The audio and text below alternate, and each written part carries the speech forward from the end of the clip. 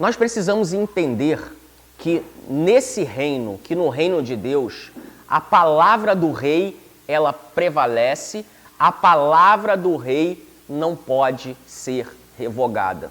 Nenhuma força das trevas pode revogar a palavra do rei. Então, o diabo não pode revogar a palavra do rei, os demônios não podem revogar a palavra do rei, homens não podem revogar a palavra do rei, anjos, querubins, serafins, ninguém, nenhum ser espiritual, nem mesmo homens, podem revogar a palavra do rei. E isso nos dá muita tranquilidade, porque nós precisamos acreditar que quando falamos com o rei, quando falamos com o nosso Deus, seja para pedirmos coisas, né, são as súplicas, os nossos pedidos, seja para apresentar ações de graças ou para orar, interceder por alguém, nós precisamos entender que quando o rei, que também é um legislador, quando o rei libera um decreto, quando o rei libera uma palavra, não há quem possa impedir. Não há força alguma que possa impedir. E essa precisa ser a nossa fé. Nós temos que ter essa fé. Orei, busquei ao Senhor, intercedi por alguém. O Senhor liberou um decreto. O Senhor liberou uma palavra. Ninguém poderá impedir esta palavra. No livro de Isaías, capítulo 43, versículo 13, nos diz assim: ainda antes que houvesse dia, eu sou, e ninguém há que possa fazer escapar das minhas mãos. Agindo eu, quem o impedirá? Agindo eu, quem o impedirá? Ou seja, uma vez liberada a palavra do rei, uma vez liberado um decreto pelo nosso Deus, liberado um decreto pelo nosso Senhor, ninguém poderá impedir. Ninguém poderá impedir. Agindo eu, quem o impedirá? É importante a gente frisar isso, porque tem pessoas que acreditam assim: não, é porque eu orei e pedi algo a Deus, e isso ainda não aconteceu na minha vida, porque foi travada uma batalha espiritual, e aí os demônios estão impedindo, o diabo está impedindo, ou uma determinada pessoa está impedindo. Isso não existe. O que existe são lutas espirituais. Então é fato que Deus libera decretos e existem sim lutas espirituais, existe sim resistência no campo espiritual. Existem adversários contrários à vontade de Deus. Porém, nós precisamos entender que adversário algum poderá impedir o decreto do rei. Então vejam, uma coisa é a existência de lutas, a existência de batalhas. O rei libera um decreto e batalhas acontecem, mesmo após a liberação do decreto. Mas isso não quer dizer que o decreto será impedido, porque tem pessoa que acha que é possível Deus liberar um decreto e esse decreto ser impedido por forças das trevas. Isso não é possível. Mas eu não estou dizendo que as forças das trevas não vão lutar contra. Obviamente, as forças das trevas vão se opor à vontade de Deus. Porém, elas não vão prevalecer. As trevas são ousadas. Eu posso dar aqui um exemplo para vocês. Nós sabemos que Jesus, o menino Jesus, foi perseguido. Então houve uma ordem da autoridade humana que todo menino, até 2 anos, fosse assassinado. Porque ele tinha, essa autoridade humana, tinha o conhecimento que o Filho de Deus, que Jesus, tinha aproximadamente 2 anos, ele não teria 2 anos, ele teria menos de 2 anos, então ele libera esse homem, essa autoridade humana. O que fez essa autoridade humana? Essa autoridade humana liberou um decreto para tentar impedir a vontade de Deus. Então vejam, Deus liberou um decreto. Qual foi o decreto liberado por Deus? Jesus. O maior decreto da história do universo, Jesus.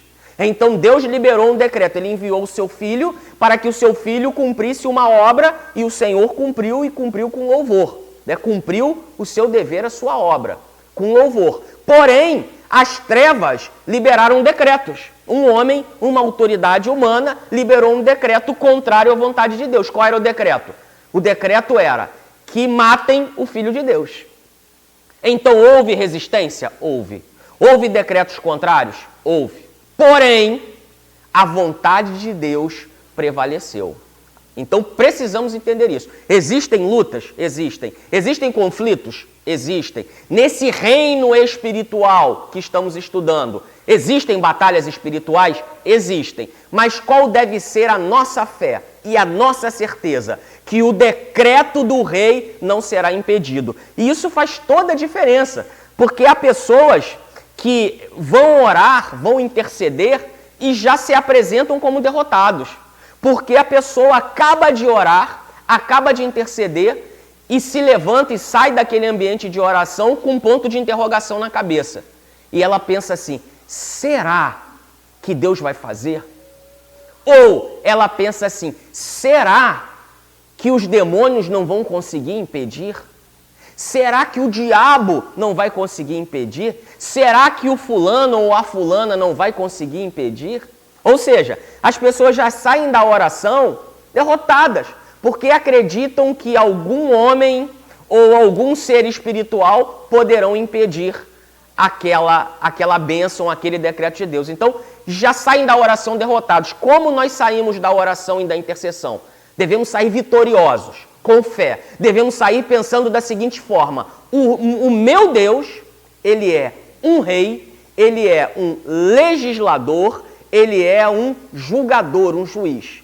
A palavra que ele liberar será cumprida. Eu vou buscar ao meu Deus e vou pedir a ele que libere uma palavra, libere um decreto. E quando ele liberar esse decreto, ninguém impedirá. Pode ter dúvida, pode ter batalha, pode ter peleja, mas não pode ter dúvida. Pode ter luta, pode ter batalha, mas você tem que acreditar na palavra. Você precisa acreditar na constituição do reino, nas leis do reino. E as leis do reino dizem que a palavra de Deus não pode ser revogada, agindo eu quem o impedirá. Então, para concluirmos essa aula, eu só quero pontuar que existe aqui algumas citações bíblicas sobre reino de Deus e sobre o reino dos céus. Então, o reino de Deus, vou ler aqui para vocês, o reino de Deus parece designar toda a região em que Deus exerce o seu governo, ou seja, toda a existência. Então, o que seria o reino de Deus? Toda a existência. Todo lugar onde Deus governa. Como Deus governa todas as coisas, o seu reino, o reino de Deus, está em toda a criação. E o que seria o reino dos céus? O reino dos céus designa uma parte do reino de Deus, ou seja, o governo nas regiões celestiais. Então, a gente pode, didaticamente, dizer que o reino de Deus é o todo. O reino de Deus é todo o lugar onde Deus governa. E o reino de Deus e o reino dos céus seria uma parte do reino de Deus, onde Deus governa nas regiões celestiais. Então, só para a gente entender que a Bíblia fala em reino de Deus e fala em reino dos céus. Então, o reino de Deus é o todo e o reino dos céus diria respeito às regiões celestiais. E existe uma passagem que está lá no livro de Mateus, Evangelho de Mateus, capítulo 11, versículo 11, Mateus 11, 11, que nos diz: em verdade lhes digo, entre os nascidos de mulher não surgiu ninguém maior do que João Batista. Todavia, o menor no reino dos céus é maior do que ele. Então, esse versículo não usa a expressão reino de Deus, usa a expressão reino dos céus. E a Bíblia nos diz que João Batista, diz assim o texto, mais uma vez, entre os nascidos de mulher não surgiu ninguém maior do que João Batista. Então a Bíblia, a palavra testemunhando acerca de João Batista. Dos nascidos de mulher, ninguém é maior do que João Batista, até aquele momento. Todavia, o menor do reino dos céus, o menor no reino dos céus é maior do que ele.